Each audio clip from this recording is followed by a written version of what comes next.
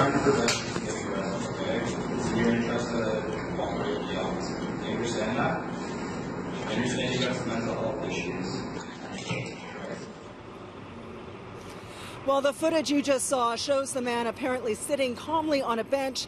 A short time later, he was arrested by numerous officers. And activist Desmond Cole objects to a number of the tactics used.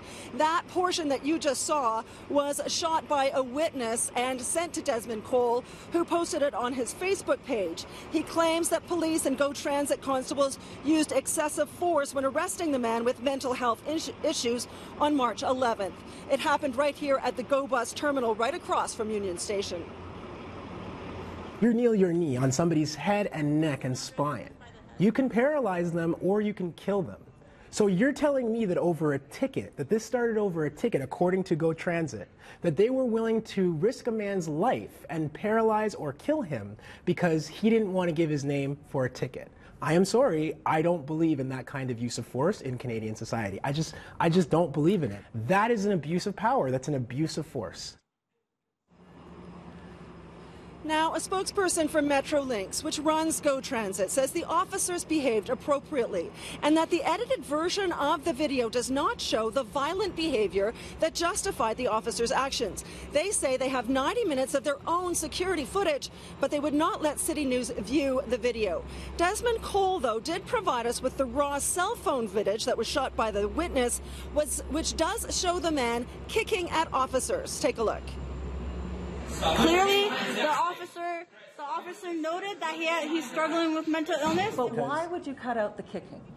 Does that not seem like there's a little less transparency than there should be? I didn't see anybody get kicked. The officers also say he was biting. Yeah. I didn't see anybody get bitten, right?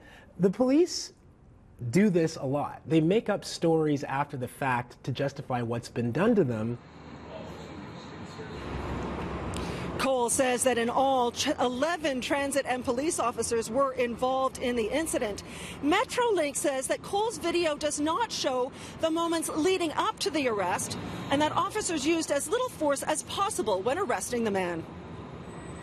This man was very aggressive. He would get right in your face, he would swear, he would yell, he would demand money, he would try to grab your wallet. Really? There were a lot of women and children around, and he was aggressive with them.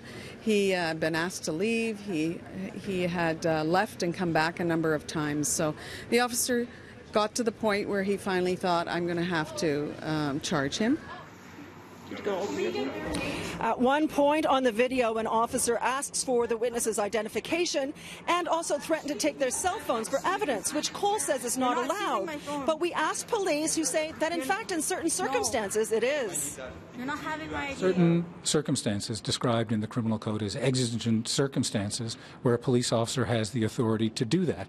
He has to do other things first, but there is the authority in what's thought to be a limited number of cases for officers to seize evidence. The other thing that's important to note is that if you do have the authority to seize the phone, you don't have the authority to examine the data on the phone. For that, it is absolutely clear that you need a warrant. Now, Desmond Cole says he simply doesn't believe Metrolinx's version of events. He also says he was concerned about the fact that it appeared that the man had been denied medical treatment, that he'd been asking for an ambulance, and then when a paramedic arrived, she left without examining him. Anne-Marie Akins says that, in fact, the man was not harmed and he was not in distress, so did not actually require an ambulance. And EMS told me in a statement that it's very common practice for police to cancel the request for a paramedic. The man also has been charged, I want to tell you, with a solicit in an aggressive manner, obstructing a peace officer, assaulting a police officer, as well as failing to comply with probation.